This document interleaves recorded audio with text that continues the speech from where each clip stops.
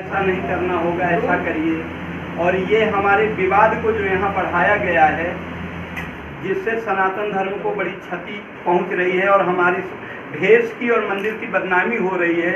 व्यक्ति ये कहने लगे कि धर्म के लिए नहीं लड़ रहे, धन के लिए लड़ रहे हैं। वास्तव में सत्य संपत्ति के लिए हम लोग लड़ रहे हैं। तो इसके लिए एक मेरा ये निवेदन है कि समस्त मीडिया और नगर के जितने धार्मिक संगठन हैं, सभी लोग एक बार बैठ करके कहीं, और मैंने किसी के ऊपर आरोप लगाया तो मैं अपने कागज लेके सबके सामने उपस्थित हूँ। मेरे ऊपर किसी ने आरोप लगाया है तो वो कागज लेके उपस्थित हो, ऐसे सब लोग उपस्थित हो करके और इसको खत्म किया जाए। किसी धर्म की अवहेलना ना हो, किसी यानी मठ मंदिर के या साधु भेष की निंदा ना हो। ये मेरा प्रार्थना है कि इसके लिए कोई तारीख निश्चित करें और आप लोग ही इसको समाप्त करवाएं। अब रही बात, मैंने आपके ऊपर बाबा जी बात की शुरुआत कहाँ से हुई?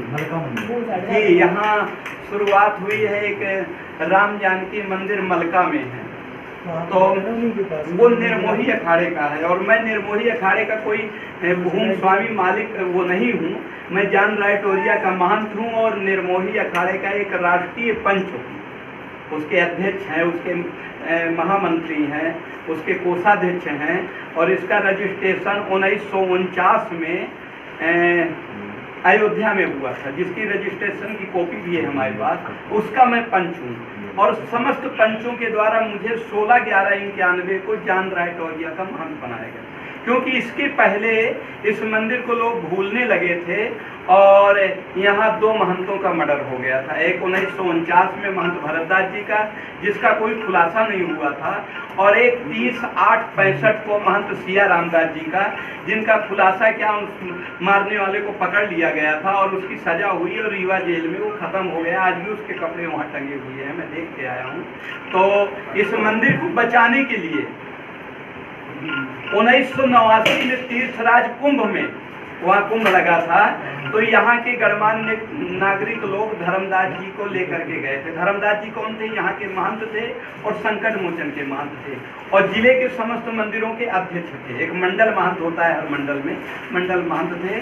तो अर्जरिया जी, स्वामी प्रसाद अर्जरिया, श्रीनिवास शुक्ल जी और वो सीताराम पाठक और असाठी जी, वो रामचरण असाठी और धर्मदास जी, मुल्लू बाबा इत्यादि ये लोग गए और वहाँ मेरे गुरु जी से आग्रह किया कि वहाँ कोई अच्छा संत दीजिए ताकि आपके अखाड़े के मंदिरों की सुरक्षा हो सके। उतने समय में मैं वहाँ से निकल पड़ा कहीं से, तो श्रीनिवास शुक्ल जी, अर्जरिया जी, ये सब मेरे को मदद किए थे। 86 में रामचरितमानस भवन में गल्ला मंडी में 1 महीने अपनी जमात डाल के मैंने यज्ञ करवाया, प्रचार प्रसार किया करता था। तो बोले ये सिंगारी जी को सब जानते हैं महाराज जी, इन्हीं को दे दीजिए। तो महाराज जी बोले इसको तो नहीं दे सकता, लेकिन आपने मांगा है तो संत शरीर को मैं अपना गुरु मानता था, इसलिए संत शरीर के नाते मैं इनको दे रहा हूँ। मुझे गुरु जी की आज्ञा के पालन करना पड़ा और उस समय मैं यज्ञ कराने के लिए चला गया गुरसराय।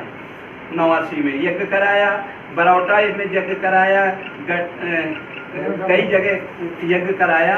उसके बाद मैं अपने मन से यानी मऊसानिया में जो तालाब किनारे जगत सारे मंदिर है, वो भी वीरान पड़ा था, खंड है, तो वहाँ आकर के मैंने डेरा डाला। ये संकल्प किया कि मैं 4 महीने यहीं चतुर्मास करूँगा बरसात में तालाब के किनारे। जब यहाँ लोगों को पता चला कि वो वहाँ आ गए हैं, तो उसमें ये राम सिंह थे, इन्होंने अपनी गाड़ी भेजी और ये जुझार सिंह के कक्का जी के लड़के थे छंगी राजा, और एक अभी कुछ लोग हैं, कल्लू उपाध्याय है और ये 2-3 वो हैं साहू समाज के, कोने साहू है, दस्सू साहू है और एक पंजाबी है यहाँ के सत्ते सरदार। ये लोग ट्रक लेकर के गए और ज़बरदस्ती मेरा सामान ला करके और यहाँ पटक दिया। उस समय रामदास जी ने क्या किया कि यहाँ एक बजरंग दास करके साधु पूजा करता था, वो बिटनरी का डॉक्टर था, तो नीचे बिटनरी में रहता था, पूजा करता था। उसको ला के भर के और ताला लगवा के ले जा करके मेरी रिपोर्ट करा दिया। कब? 89 की बात है। और पुलिस ले करके यहाँ आ गए, मुझे कुछ पता नहीं है। लोगों ने धर्मदास जी को बताया कि ऐसा हो रहा है। तो धर्मदास जी, श्रीनिवास जी, अर्जरिया जी और रामचरण असाठी ये लोग सब आ गए। मुझे कुछ पता नहीं है, मैंने कुछ उत्तर नहीं दिया, उन्होंने पुलिस को उत्तर दिया। धर्मदास जी ने कहा कि मैं इनको बुलवाया हूँ, इनको यहाँ का प्रभारी बना रहा हूँ, 2 साल इनको देखूंगा, इसके साथ बाद में इनको महंत बनाऊंगा। मुझे यहाँ रख दिया गया, पुलिस चली गई। इसके बाद 16 उन्होंने मुझे एक लिखा पढ़ी थी कि आज से मेरे मंदिरों के करंदा के रूप में मैं नियुक्त करता हूँ, समस्त मंदिरों के कार्य तुम देखोगे। ये 89 में लिखा पढ़ी थी। लेकिन 2 साल बाद उन्होंने मुझे फुल महंत बना दिया। कब? 16/11/91 को विशाल शोभा यात्रा निकली महंती समारोह का। आज भी वो फोटो और वो पेपर रखे हैं मेरे पास। और यानी इच्छा नवमी के दिन क्यों रखी गई कि नगर के तमाम गणमान्य नागरिक लोग अक्षय नवमी के दिन यहाँ उपस्थित होते हैं। सबकी उपस्थिति में मेरी महंताई हुई, जिसके रिकॉर्ड हैं मेरे। ये विरोध करने वाले थे रामदास, इनको खुद तिलक कराया गया, मेरा तिलक कर रहे हैं महंती का। जो कल कह रहे थे कि भगवान दास ये फर्जी हैं, रामदास कह रहे थे, ये तिलक कर रहे हैं। ये धर्मदास जी महाराज बैठे हुए हैं, मुझे अपनी गोदी में बैठाए हैं। ये धर्मदास जी हैं और मेरा तिलक कर रहे हैं कि रामदास को मैं नहीं देना चाहता, मैं इनको अपना सादिक चेला बना करके इनको गद्दी दे रहा हूँ, ये दिया।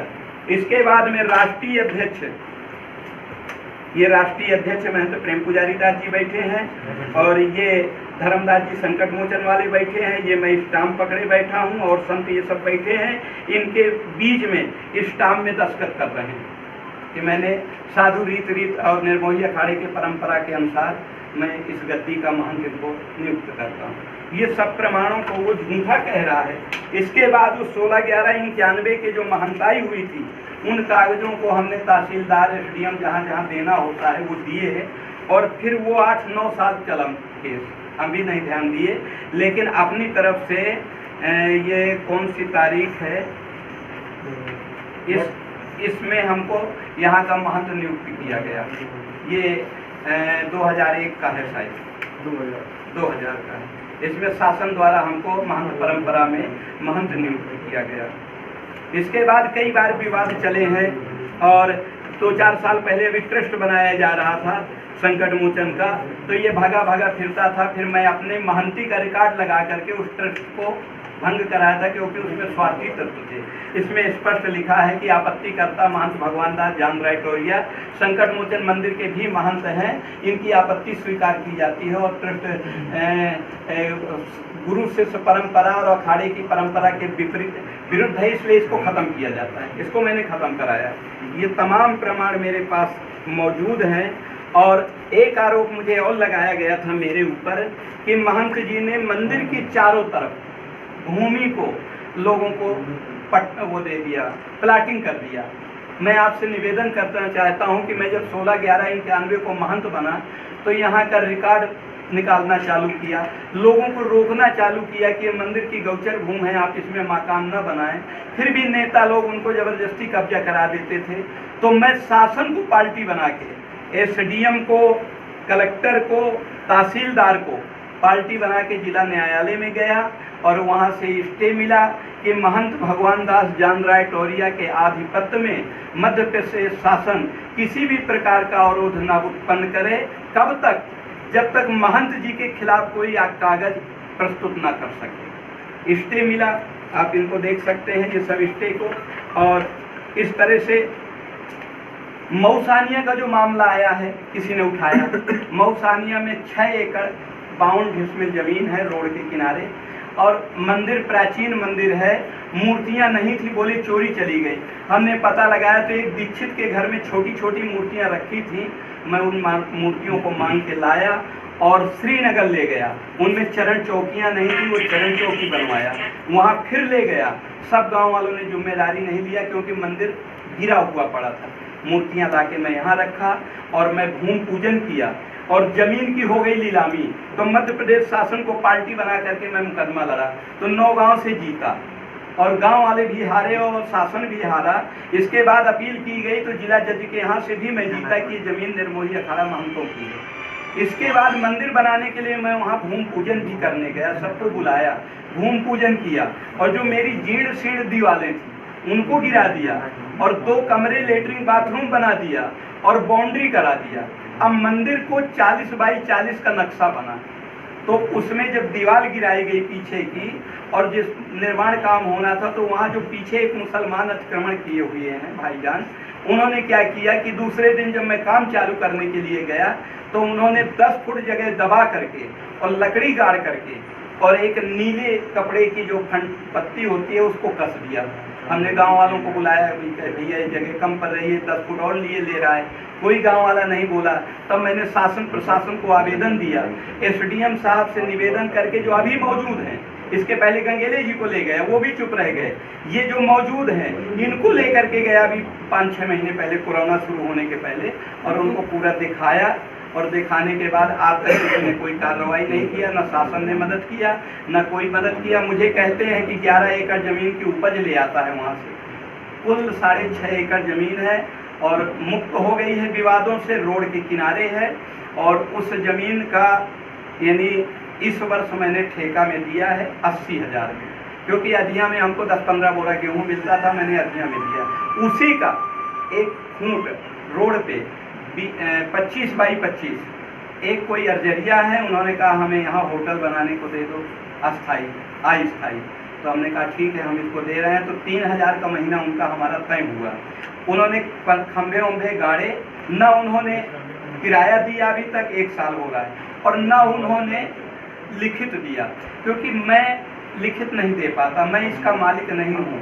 मुकदमा जीते हैं हम, महंत हैं, लेकिन इसके मालिक कौन है? ठाकुर जी हैं। ठाकुर जी की संपत्ति को दान देने का, बेचने का, लीज देने का हमको अधिकार नहीं है।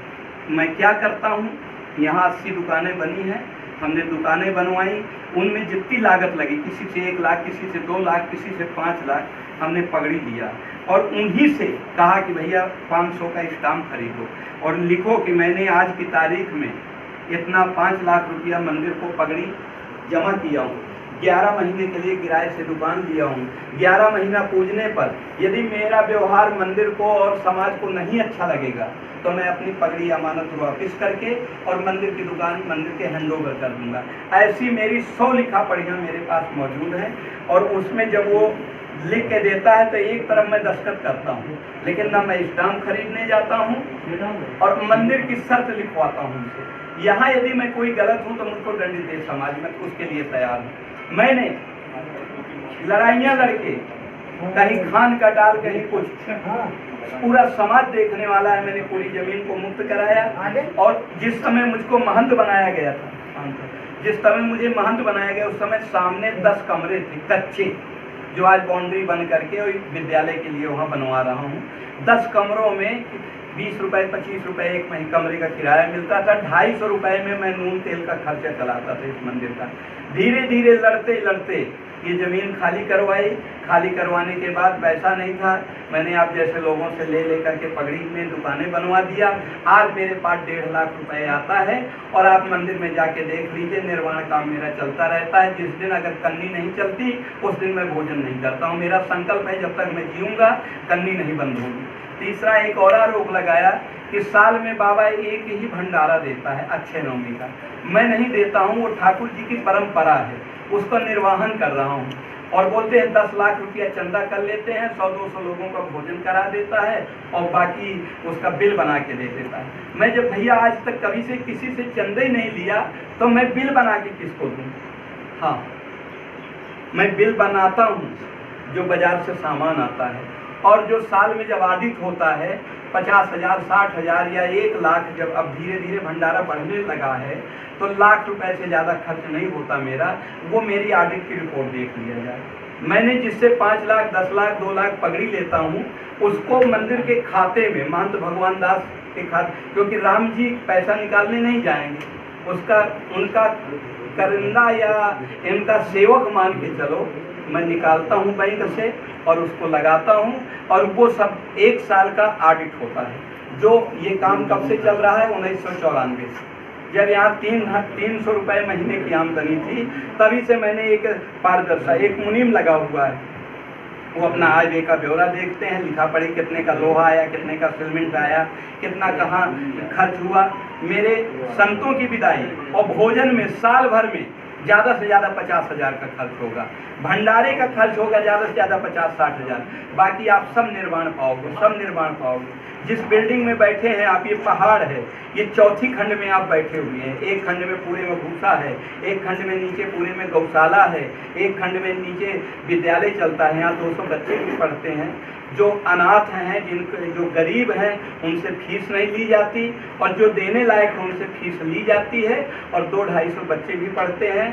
सामने आप देखेंगे यज्ञशाला है, साल में एक बार वहाँ यज्ञ भी करता हूँ, और विद्यालय भी चलता है। धर्मशाला भी रोड में बनवा दिया हूँ, कोई भी साधु संत आता है उसको रुकने की व्यवस्था है, मंदिर में भोजन की व्यवस्था है। लेकिन मैं अपने जीवन में न चंदा लेने गया हूँ, न चंदा लेने जाता हूँ। ये जरूर कहता हूँ कि मैं सबका हूँ, भगवान सबके हैं। जिसको कोई श्रद्धा है देने को, वो स्वयं आ करके देखो, अपनी इच्छा से करो, मैं मानना भी नहीं करता हूँ।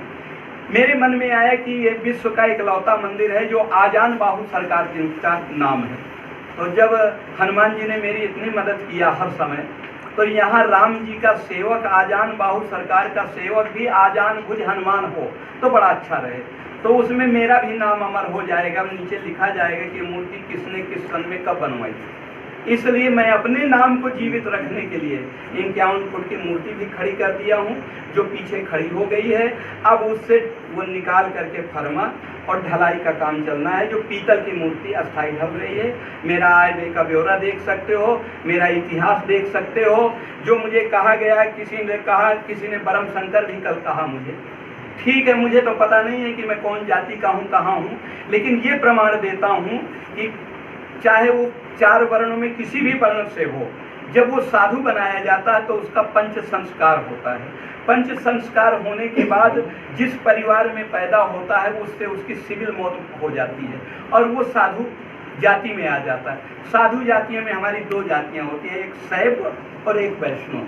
वैष्णव वो होते हैं जो रामकृष्ण के उपासक होते हैं, शैव वो होते हैं जो भगवान शिव के उपासक होते हैं। अब मलका का जो मामला उठाया जा रहा है, मलका मंदिर का महंत 4 साल पहले इनको हमने बनाया था, और इनके पहले इनके गुरु क्या नाम, सुखराम दास जी महंत थे।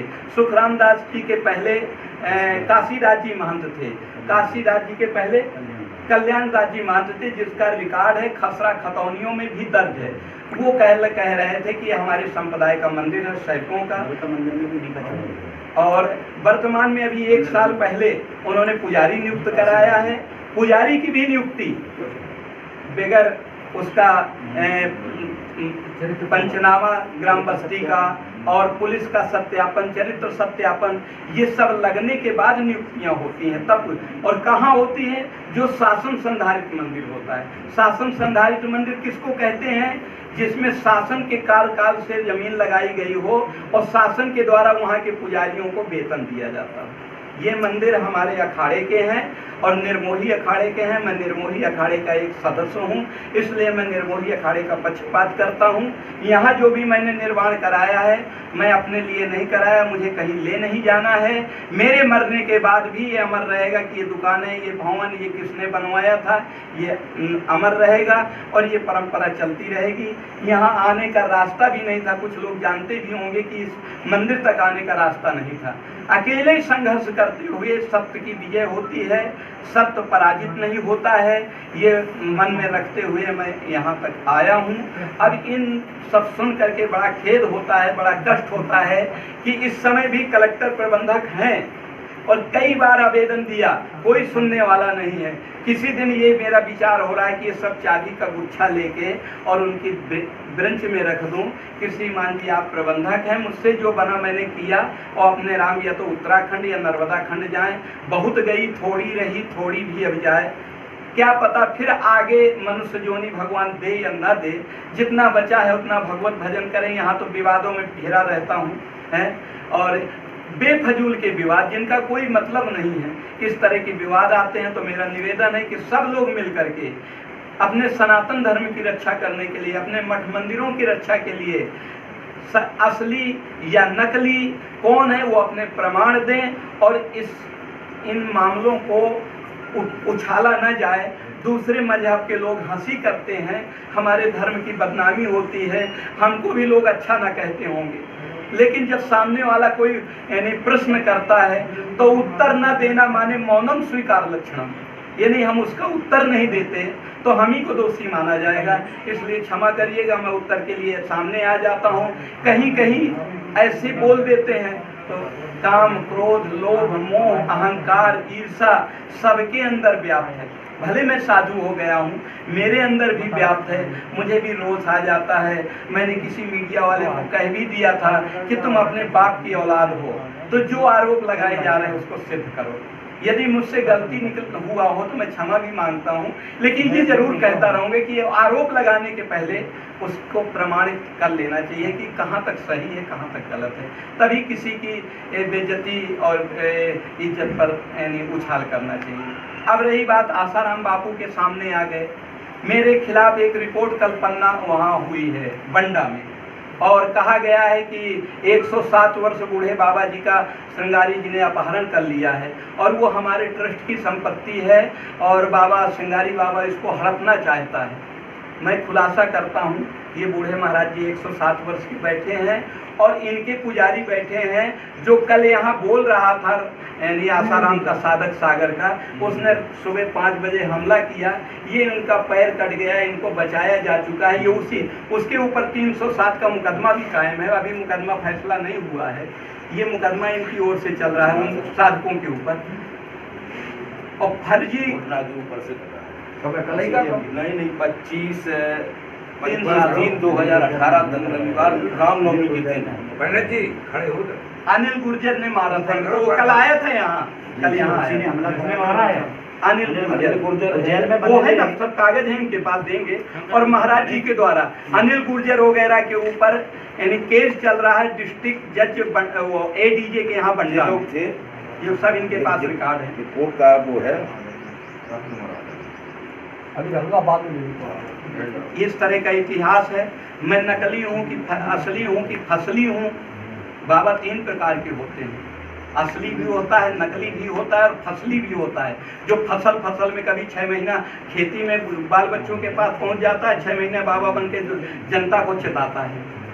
और नकली असली का कल प्रमाण भी उन्होंने कहा कि ये भगवान दास नकली है। भैया हरो आप और उनसे प्रार्थना है कि मीडिया एक ऐसी है, एक जमाने में एक ही मीडिया का होता था जो नारद था, जो मृत्यु लोग, देवलोक और पाताल लोग, तीनों लोगों की खबर छाप करके तीनों को दूध का दूध, पानी का पानी, सबका करता था।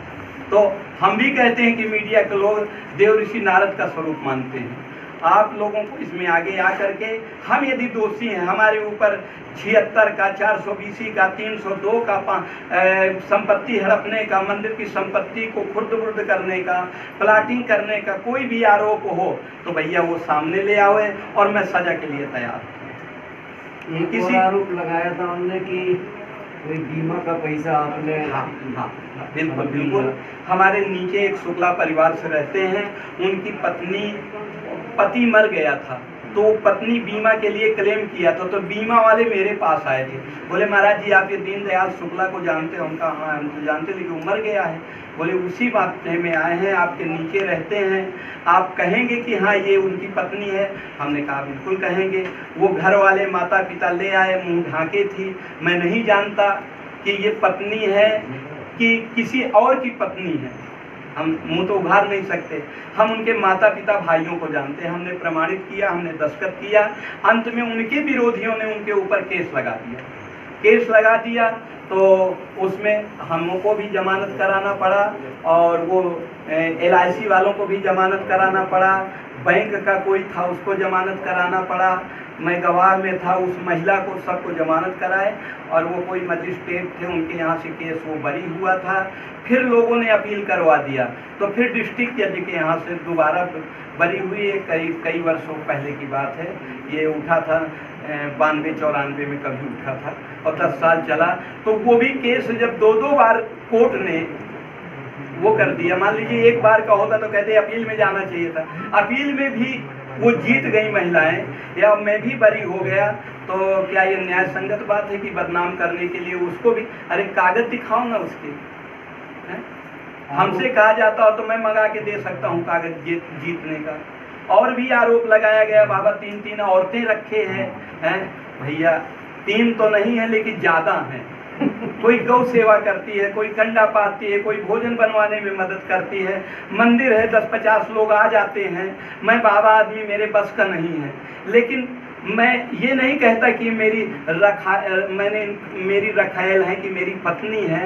ये सब आश्रम और मठ मंदिर होते हैं, सेवादार होते हैं, आज भी हैं, ऐसी बात नहीं है, और कोई छिपी हुई बात नहीं है। आप मेरे साथ चलेंगे तो नीचे जिन जिन को मकान कम दिया हूँ रहने को, वो भी मैं दिखा दूंगा। लेकिन मेरे ऊपर आरोप लगाया गया तो उसको सिद्ध कर दो, ये मेरा कहना है। क्या महान जी इस प्रकार जो बाबा है, संत है, चाहे वो नकली हो चाहे वो असली हो, लेकिन आम जनता की नज़र में उनके प्रति आस्था होती है धर्म के हिसाब से, लेकिन यदि ऐसे मैं इन बाबा और संतों के द्वारा इस प्रकार की सार्वजनिक रूप से चरित्र को लेकर, वो भी संत महात्माओं के ऊपर चरित्र को लेकर टीका टिप्पणी सार्वजनिक रूप से की जाएगी तो आम जनता पर इसका क्या असर पड़ेगा? बहुत बुरा असर पड़ेगा, क्योंकि साधु का भेष क्या होता है? समाज को निर्देशन देने के लिए, समाज को अच्छे मार्गदर्शन बताने के लिए। और बाबाई लोग, संतई महात्मा लोग अगर कोई गलत कर्म करेंगे तो उसका प्रभाव बहुत गलत जाएगा।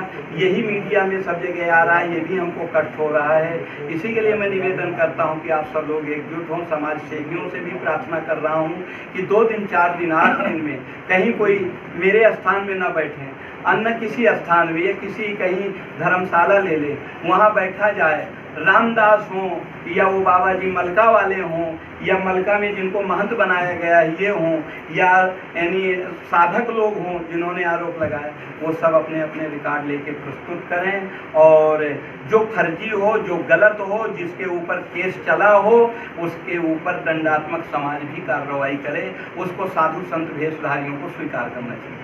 तो ऐसा नहीं लगता कहीं ना कहीं कि आप जैसे लोग जब सड़कों पर इस तरीके की वार्तालाप होंगे धन जमीन संपत्ति के लिए, तो इसमें कहीं ना कहीं धर्म का भी हानि हो रहा है? बहुत ज्यादा है ना, लोग धर्म को बदनाम करते हैं। इसमें कहीं ना कहीं आप लोगों का अगर बैठ के कमरे में ये पंचायत निपट सकती है, लेकिन आप लोगों ने इसको रोड पे आगे कर दिया। मैं यही निवेदन करता चला आ रहा हूँ, आज भी आपसे कह रहा हूँ कि वो उछालते हैं तो मुझे भी उत्तर देने के लिए आना पड़ता। नहीं, मौनम स्वीकार लक्षणम, स्वीकार हो गया कि ये गलत है। तो इसलिए मैं निवेदन करता हूँ आप लोग और नगर के बुद्धिजीवी लोग एक जगह बुलावें, उनके बुलाने से मैं भी पहुंच जाऊंगा, वो भी पहुंच जाएंगे। कोई एक मेरा व्यक्ति नहीं है, वो समाज का व्यक्ति होना चाहिए और इसका पट्टा वो होना चाहिए कि ये ऐसा काम न किया जाए। जैसे आप इस मंदिर के महंत हैं, हाँ। कोई भी किसी मंदिर में कोई भी पदाधिकारी हो, किसी भी पद पर बैठा हो, लेकिन आप लोगों के ऊपर भी कोई आपसे वरिष्ठ पद पर बैठे होंगे। जी हाँ। क्या उनके ऊपर इतना पावर है, उनके दायित्व तो नहीं है? आप उनको बुला के इसे विवादित बिंदु को पटाक्षेप नहीं करा सकते? हम बिल्कुल करा सकते हैं, लेकिन जहां हमारे संप्रदाय की बात हो वहां तो हमारे आ जाएंगे। जो फर्जी है, किसी अखाड़े द्वारे का प्रमाण पत्र ही नहीं है उनके पास, उनको कहां से लाएं हम ढूंढ के? ये बताओ हम। इसका प्रमाण कौन देगा? वो कह रहे हैं हम असली हैं, आप कह रहे हैं हम। यही तो मैं कह रहा हूँ कि समाज बुलावे ना, और हमको हम कहते हैं कि वो गलत हैं तो उनके गलत का प्रमाण और अपने असली होने का प्रमाण हम प्रस्तुत करें, और वो कहते हैं कि हम असली हैं ये गलत हैं तो उसका प्रमाण वो दे, तो आप सब लोग देखें। यही तो मैं कह रहा हूँ। यदि समाज नहीं आगे आया तो क्या आप लोगों के मध्य इसी प्रकार बीमारी बढ़ता चला जाएगा? नहीं, ये बढ़ेगा, और समाज और प्रशासन अगर इसमें रुचि नहीं लेगा तो इसकी निंदा होती है समाज की। इसलिए फिर हम अखाड़े के बुजुर्गों को अपने याद करेंगे, उनको बुलाएंगे। जैसे अभी 2 दिन पहले हमारे राष्ट्रीय प्रवक्ता सीताराम दास जो बनाए गए हैं, निर्मोही अखाड़े के, एक ही अखाड़े के हैं वो, क्योंकि यहाँ जितने मंदिर हैं निर्मोही अखाड़े के अंतर्गत हैं। वो आए थे, मौका में देखा और उन्होंने अपना वक्तव्य भी दिया था। तो इसी तरह पूरे ट्रस्ट को बुलाएंगे हम। साधु संत कहते हैं कि मोह माया का छोड़ो, आप लोग प्रवचन देते हैं मोह माया छोड़, लेकिन आप लोग मोह माया नहीं छोड़ पा रहे, ऐसा क्या है? बिल्कुल सही कह रहे हो। यही बात से मैं साधु भेष में हूँ, साधु हूँ या गलत हूँ या असली हूँ, मेरा भी यही कहना है कि आप सब लोग आगे आकर के इसका निराकरण कराइए ताकि हमारे सनातन धर्म की बदनामी ना हो सके। मैं ये कह रहा हूँ, वो कहते हो या ना कहते हो, मैं तो कह रहा हूँ। आपके साथ रहने वाले रामदास जी हैं, उनने भी आपको काफी गंभीर आरोप लगाए थे। संकट मोचन जी हैं। आपका ऐसा कहना है कि कई वर्ष पहले उन्होंने स्वयं आपके सही में तिलक किया आपका, लेकिन आज ऐसा क्या आ गया कि वो जो 376 के केस में फंसे हुए वो अभी फर्जी है कैसा है, उसका निराकरण तो कोर्ट करेगी, लेकिन अब वो ऐसा कह रहे हैं कि वो केस आपके द्वारा लगाया गया है। भैया मैं साल भर वहाँ संकट मोचन नहीं जाता। धर्मदास जी की शरीर पूरा हुआ था 97 में, तो गिरनारी मंदिर को अधिकारी और रामदास को महंत मेरे द्वारा नियुक्त किया गया था। मंडल के 2-4 संतों को बुला करके उनको कर दिया था, और इसके बाद उन्होंने नाना प्रकार के जो किए वो सबके सामने है। मैं 2 साल से औरत वहाँ रहती थी जिसने आरोप लगाया है, मुझे पता नहीं है वो कहाँ से आई कैसे आए, वो स्वयं रखे थे। लेकिन उनको तो कहा जा रहा है कि आपने महिला को मचाया था, तो वो नगरवासी बता देंगे। जमानत भी उनकी आप ही ने करवाई थी। हाँ, बिल्कुल सही कह रहे हैं। मैंने जमानत हाई कोर्ट से जमानत हुई थी, और उसके बाद 4 दिन 3 दिन वो फिर बंद रहे, कोई उनकी जमानत लेने वाला नहीं हुआ। तो एक महिला मेरे पास यहाँ रहती है, विधवा हो गई है, ठाकुर जात की है, उससे मैंने कहा कि माई इस साधु की जमानत कराना है, तुम्हारे पास ज़मीन है। मैंने मुन्ना तिवारी जी से भी कहा, मैंने राकेश तिवारी जी से भी कहा, पप्पू अग्रवाल जी जो नज़दीकी हैं, कोई बोला हमारे पास 2 एकड़ है, हमारे पास 1.5 एकड़ है, इसमें 5 एकड़ लगना है। तो इनके पास 30 एकड़ ज़मीन थी इस महिला के पास, उसको भी 3 औरतें मेरे लिए कहा है, वो शामिल है उसमें, तो उससे मैंने जमानत दिलवाया है। कल वो जा रही है जिस दिन केस खुलेगा, और वो लिख के दे रही है और जमानत कटवा रही है, फिर वो अपना इंतजाम कर रही है। एक उन्होंने और आरोप लगाया था आपके ऊपर कि कई साल पहले आपके द्वारा 2527 का एक आर्म्स एक्ट के तहत झूठा मामला उनके ऊपर दर्ज कराया गया था। बाद में अवैध हथियार जी ने कल एक आपके ऊपर आरोप लगाया कि कई साल पहले आपके द्वारा उनके ऊपर एक कट्टे का या आर्म्स एक्ट का एक मामला झूठा फर्जी रूप से दर्ज कराया गया था। बाद में वो उसका निराकरण हो चुका है। जब इतने वर्ष पहले उनके ऊपर आपके द्वारा एक फर्जी मामले लगवाए गए, फिर ऐसा क्या कारण है कि वो आपके ही पास आते हैं, आपके साथ ही रहते हैं? देखिए, बराबर मैं निरंतर कोई भी आ जाता था, मैं मदद करता था। और ये गलत बात कह रहे हैं, वो मुझे भी मालूम हुआ, बाद में मालूम हुआ था उनके ऊपर कोई कट्टा, मैं नहीं जानता, कोई कट्टा पकड़ा गया था, उसमें भी वो जेल गए थे। और इसके बाद जो ये चरित्रहीनता का आरोप लगा रहे हैं, इन्होंने अपनी सगी बहू को रखा था, जो पूरा मोहल्ला जानता है वहाँ, वो खत्म हो गई। कई बार ऐसे आरोप आए हैं, लेकिन हमारा रामदास जी के द्वारा ये आरोप लगाए क्यों जा रहे हैं? आपको क्या लगता है वो चाहते क्या है? कब ये झूठे आरोप लगा रहे हैं आपके ऊपर? अब वो उनकी क्या मानसिकता है इसमें मैं नहीं कह सकता, उनके मन में क्या है मैं कैसे जानूं? उनका ये कहना है कि आप अब संकट मोचन पर भी कब्जा करना चाहते, उन्हें हटाना चाहते हैं। नहीं, उन्होंने कल इस तरीके के आरोप लगाए। मैंने तो उनको पहले भी कहा कि तुमको एडिटोरिया में आना हो तो भैया यहाँ संभालो, हम तो ये कहते रहे। फिर से महंत बना दूं। देखिए, अभी उनके ऊपर केस चल रहा है, उनको ये शब्द उनको नहीं कहना चाहिए, लेकिन इसकी 1 महीने के अंदर हमारे अखाड़े के पंच अयोध्या और चित्रकूट और वृंदावन के जो वरिष्ठ लोग हैं वो आएंगे। मैंने तो इतना किया कि जब तक इनके ऊपर आरोप लगा है तब तक के लिए गद्दी खाली न रहने के लिए एक कार्यकारी महंत बना दिया था। जो कार्य करने के लिए होता है वो अस्थाई महंत नहीं होता है। अस्थाई महंत बनाने के लिए हमारे पास खबरें आने लगी कि हम अपना साधु लेके आ रहे हैं और हम यहाँ महंत। धर्म बदनाम न हो इसके लिए कुछ ऐसा काम किया जाए जिससे बंद कमरे में बैठ के आपकी पंचायत में हम धर्म बदनाम हो रहा है, आप भी बदनाम हो रहे हैं। अच्छा, ऐसा क्या मान लीजिए मलका का विवाद था, मलका का विवाद लेते लेते ये आपका कहीं बंडा आश्रम, महाप्रभु आश्रम, संकट मोचन, ये है क्या वास्तविक विवाद? क्या मलका का है कि कोई और मैटर है जिसको पूरा एक षड्यंत्र बनाया जा रहा है? पहले ये महाराज जी ने 2018 में मुझे अपना युवराज उत्तराधिकारी घोषित किया। कहाँ का? बंडा का। और तब से मैं वहाँ कार्य कर रहा हूँ। पुजारी जी के पैर वैर कटने के बाद मुझे ले गए यहाँ से, जो ये गांव वासी भी बैठे हैं तमाम, ये सब लोग आए थे लिवा जाने के लिए। तब से मैं वहाँ कार्य देख रहा हूँ, और जब से मैं वहाँ काम करने लगा तब से वहाँ करनी चल रही है, काम बंद नहीं हो रहा, और दुष्ट लोग उस संपत्ति को खा नहीं पा रहे। आसाराम के साधक ये चाहते हैं कि ये बाबा अलग हो जाए वहाँ से मेरे लिए, तो हम उसमें काबिल हो जाए। ये बूढ़े बाबा जी क्या करेंगे, उनका सोच ये है। तो मेन मुद्दा वहीं से उठा है, और इधर ये मलका वाला जो मामला है मुझे उससे भी लेना देना नहीं है, क्योंकि वहाँ के महंत ये बनाए गए हैं। उस मुद्दा का जवाब सवाल इनसे होना चाहिए, और ये नकली है कि वो नकली है, ये अपना अपना रिकॉर्ड रखें। मुझे छतरपुर माले को मेरा कोई विवाद नहीं है। नहीं, ये संकट मोचन की जो अच्छा, संकट मोचन की जो जमीन है, उस जमीन पे क्या आप दुकानें बनवा सकते हैं? देखिए, मैं अकेले क्या नहीं, आपको सहमति है? मैं अकेले नहीं कर सकता, मेरे पंच बैठ करके निर्णय करेंगे तब। मैं यहाँ भी अकेले कोई निर्णय नहीं ले सकता, क्योंकि अखाड़ा पंचायती होते हैं। अच्छा, उन्हें कल रामदास जी से पूछा गया था कि आपने संगारी जी के ऊपर आरोप लगाए कि उन्होंने गलत तरीके से दुकान बनवाई है। हाँ। जब उनसे पूछा गया है कि जो संकट मोचन की जमीन है उसके प्रबंधक कलेक्टर है वर्तमान में, हाँ। तो आपने बिना प्रशासन की अनुमति के दुकानें बनवाई, हाँ। तो उनका कहना है कि समिति के लोगों ने बनवाई, समिति की सहमति से। समिति में ऐसे कई नामची आपका भी नाम लिया था कि आप भी तो क्या कोई समिति है कि संकट मोचन की? देखिए, कोई रजिस्टर्ड समिति नहीं है।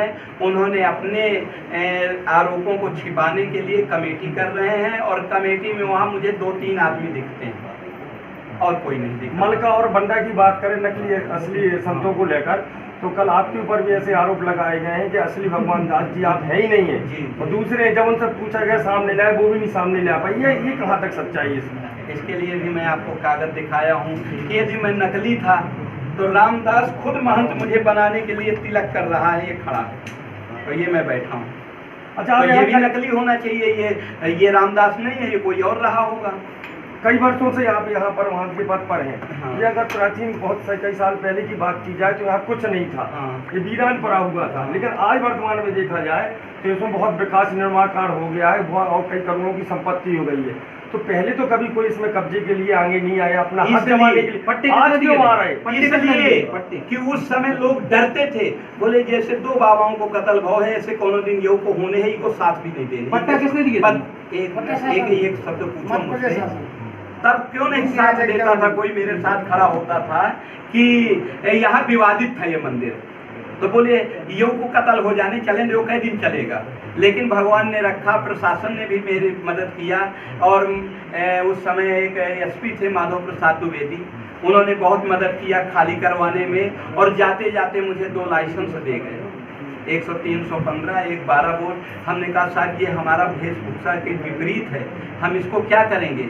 तो उन्होंने कहा मैं शादी वर्दी में जहाँ निकल जाऊँ तो मुझे कोई नहीं मानेगा, लेकिन जब मैं अपनी वर्दी से गाड़ी में जाता हूँ तो अच्छे कब जाते हैं। आपके इस मंदिर में आप यहाँ अकेले रहते हैं, जब आपके पास शस्त्र होगा तो जो यहाँ स्वार्थी तत्व हैं वो भयभीत होंगे और आपके सामने नहीं आएंगे। ये रखा ही रहे, ये है बाबा के पास लाइसेंस है, इसलिए हम तुमको दे रहे हैं। तो मेरे पास 2 लाइसेंस उनके। इसके बाद लड़ भिड़ करके मैंने जमीन खाली कराया। आज जो विवाद मचा है, वास्तव में जो लोग कह रहे हैं कि संपत्ति का विवाद है, यानी धन के पीछे हो रहा है। आज 100 दुकानें दिखाई दे रही हैं, वृंदावन गार्डन दिखाई देता है, निर्मोही अखाड़ा धर्मशाला दिखाई देता है, गौशाला दिखाई देता है, गौशाला में गौएं भैंसें दिखाई जब दे ये रही हैं। मकान नहीं बने थे तो किसने पट्टे दिलाए थे? हाँ, ये भी महत्वपूर्ण बात कर रहे हैं आप। मैं जब यहाँ आया तो यहाँ चारों तरफ कब्जा था। अच्छा, जैसे बीच में छोटी मोटी दुकान खाली जगह पड़ी थी, तो उसमें कोई कब्जा करने आता था तो लोग कहते थे ये मंदिर की जमीन है, तो मैं वहाँ पहुँच जाता था, ये मंदिर की जमीन है, आप इसमें कब्जा नहीं करेंगे। विवाद होते थे, मैं रिपोर्ट करता था, उनके मकान भी रुकते थे, ये सब चलता रहा। इसके बाद हमको लगा कि शासन हमारी मदद इसमें नहीं कर पा रहा।